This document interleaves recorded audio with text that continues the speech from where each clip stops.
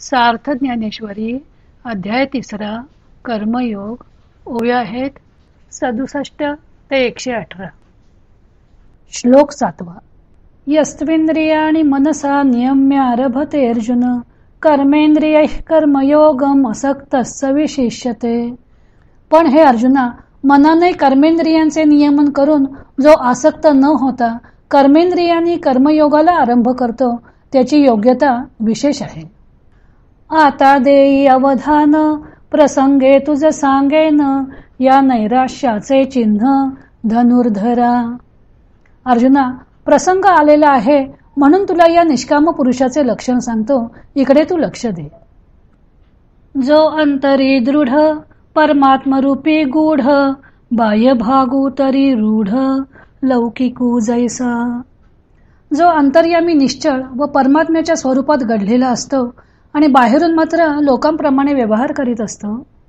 जो इंद्रिया आज्ञा न करी विषयांचे भय न धरी प्राप्त कर्म नाव्हेरी उचित जे जे. तो इंद्रियांना हुकूम करत नाही आणि विषय वाढतील अशी त्यास भीती नसते. तो अधिकार परत्वे प्राप्त झालेले जे जे विहित कर्म त्याचा अनादर करत नाही. तो कर्मेंद्रिये कर्मी रहाटता तरी न नियमी परितेथीचेनी उर्मी झाकोळेना. तो पुरुष कर्मेंद्रिय कर्मे करीत असली तरी त्यांना आवरत नाही, पण त्यामुळे उत्पन्न होणाऱ्या विकारांनी तो लिप्त होत नाही. तो कामना मात्रे न घेपे मोहमळे न लिंपे जैसे जळी जळे न शिंपे पद्मपत्र.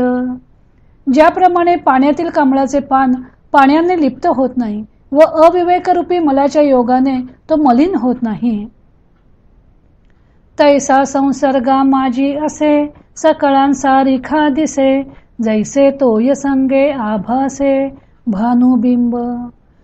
त्या कमलाच्या पानाप्रमाणे तो अलिप्तपणाने संघामध्ये राहतो. तो दिसण्यात सामान्य लोकांप्रमाणे दिसतो. ज्याप्रमाणे सूर्यबिंब पाण्याहून अलिप्त असूनही प्रतिबिंबामुळे पाण्याच्या संगतीत राहताना दिसते, तैसे सामान्यत्वे पाहिजे तरी साधारणुची देखिजे एरवी निर्धारिता नेणिजे सोय जयाची. त्याप्रमाणे वरवर पाहिले तर तो इतर सामान्य लोकांसारखाच दिसतो. बाकी त्याच्या संबंधी निश्चित विचार ठरवू म्हटले तर त्याच्या स्थिती संबंधी काहीच कल्पना करता येत नाही. ऐशा चिन्ही चिन्ही तू देखसी तोची मुक्तू आशा पाश रहितू ओळख पा. अशा लक्षणाने युक्त असलेला जो तुला दिसेल तोच आशापाश रहित व मुक्त आहे असे तू ओळख. अर्जुना तोची योगी विशेषी जे जो जगी म्हणून ऐसा होय या लागी म्हणिपे तू ते. अर्जुना, जगामध्ये ज्याचे विशेष वर्णन केले जाते असा तोच योगी होय. याकरता तू असा हो म्हणून मी तुला म्हणतो. श्लोक 8. नियतम कुरु कर्मत्वम कर्मजायो ह्य कर्मणः शरीर यात्रा पिचते न प्रसिद्धेद कर्मणः. नित्य असे जे कर्म ते तू करीत जा. कर्म न करण्यापेक्षा कर्म करणे अधिक चांगले. कर्म न करण्याने ही देहयात्रा ही सिद्धीला जाणार नाही. तू मानसा नियमु करी निश्चळू होय अंतरी मग कर्मेंद्रिये व्यापारी वर्त तू सुखे. तू मनाला आवरून धर व अंतःकरणात स्थिर हो. मग ही कर्मेंद्रिये आपापले व्यवहार करीत खुशाल राहू देत. म्हणून नैष्कर्म्य होआवे तरी येथते न संभवे आणि निषिद्ध केवी राहाटावे विचारी पा. कर्मातीत व्हावे असे म्हणशील तर विहित कर्मे करणे टाकून कर्मातीत होणे देहधार्याला संभवत नाही असे आहे. तर मग शास्त्रबाह्य कर्माचे आचरण काय म्हणून करावे याचा तू विचार कर. म्हणून जे जे उचित आणि अवसरे करूनी प्राप्त ते कर्म हेतू रहित आचरे तू. म्हणून जे जे करणीय व प्रसंगानुसार प्राप्त झालेले कर्म आहे ते तू फलाशा सोडून करीत जा. पार्था आणि काही एक नैनसी तू हे कवतिक जे ऐसे कर्म मोचक आपैसे असे. अर्जुना, अशा या निष्काम कर्माचे आणखीही एक आश्चर्य आहे ते तुला ठाऊक नाही. ते हे की असे म्हणजे अहंकाररहित व निष्काम बुद्धीने केलेले विहित व नित्यनैमित्तिक कर्म प्राण्यांना कर्मबंधनांपासून आपोआप मुक्त करते. देखे अनुक्रमाधारे स्वधर्मो जो आचरे तो मोक्षू तेने व्यापारे निश्चित पावे. पहा, वर्णाश्रम धर्माप्रमाणे जो आपणास योग्य असलेल्या धर्माचे आचरण करतो त्यास त्या आचरणाने खचितच मोक्षाची प्राप्ती होते. श्लोक 9. यज्ञार्थात कर्मणोऽन्यत्र लोकोऽयं कर्म बंधनः तदर्थम कर्म कौंतेय मुक्त संगः समाचर. स्वधर्म प्रित्यर्थ कर्म वाचून दुसरे कर्म लोकांना बंधनाला कारण होते. म्हणून हे अर्जुना, स्वधर्म प्रित्यर्थ कर्म कर आणि अनासक्त होऊन राहा. स्वधर्मू जो बापा तोची नित्य यज्ञू जाणपा म्हणून वर्तता तेथ पापा संचारू नाही. अरे बाबा, आपला जो धर्म आहे तो नित्य यज्ञ होय असे समज. म्हणून त्याचे आचरण करत असताना त्यात पापाचा प्रवेश होत नाही.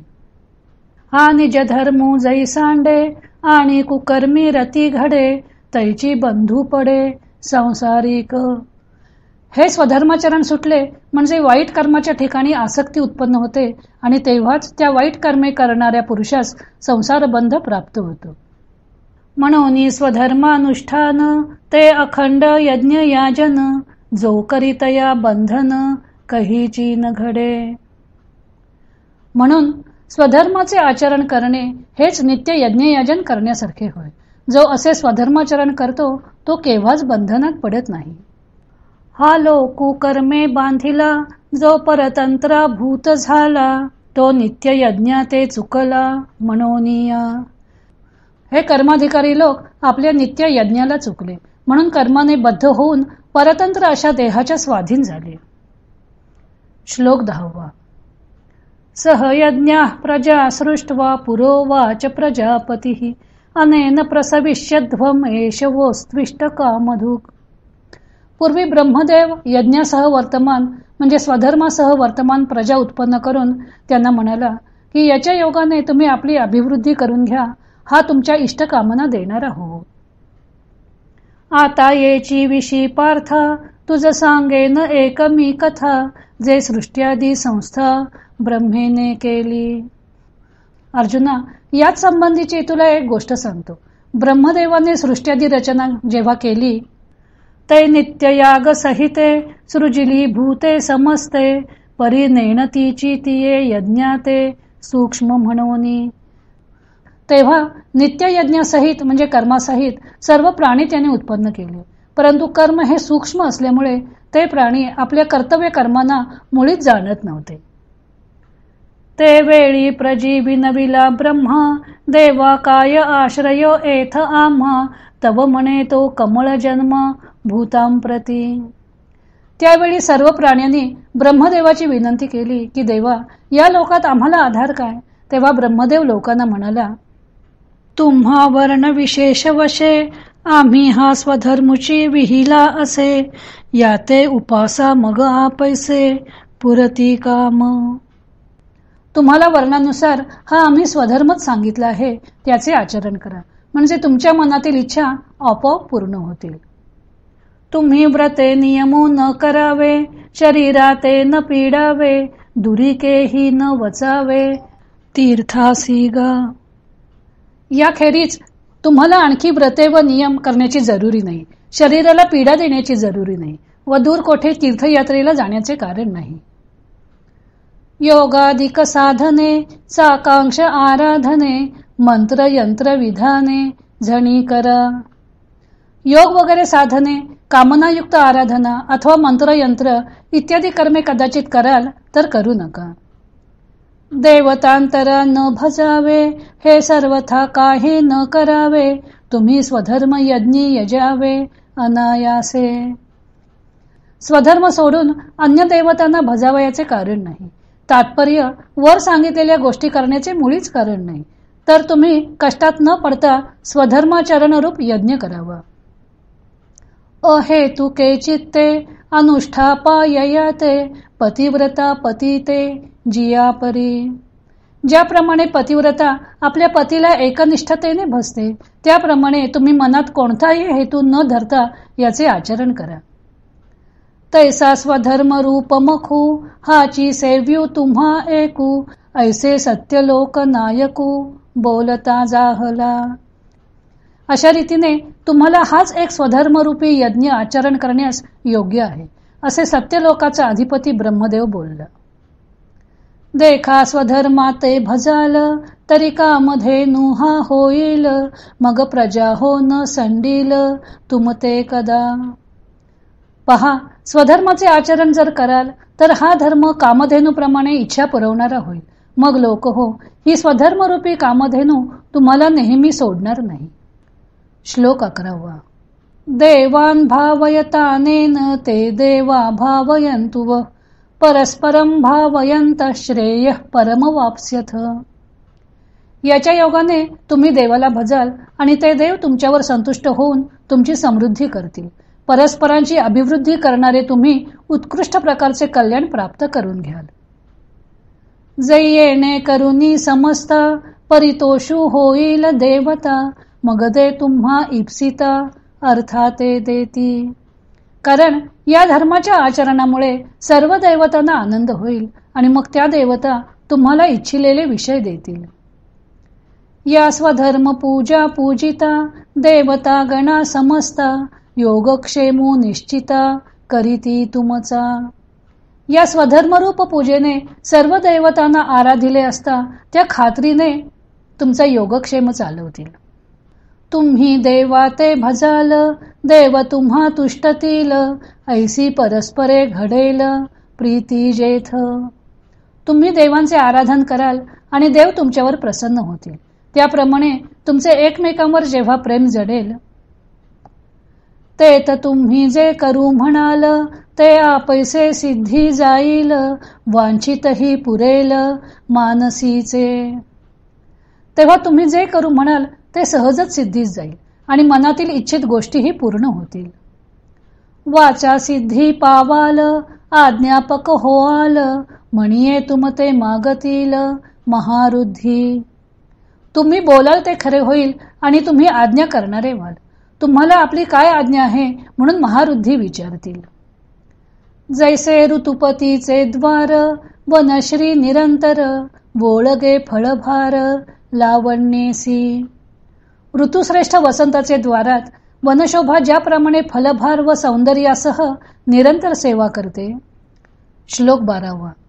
इष्टान भोगान् वो देवा दास्यन्ते यज्ञ भाविता, तैर्दत्तान प्रदायैर्भ्यो यो भुंक्तेस्तेन एव सह. याने संतुष्ट केलेले देव तुम्हाला इष्टभोग देतील. त्यांनी दिलेल्या वस्तूंचा त्यांना न देता जो उपभोग घेतो तो चोर होय.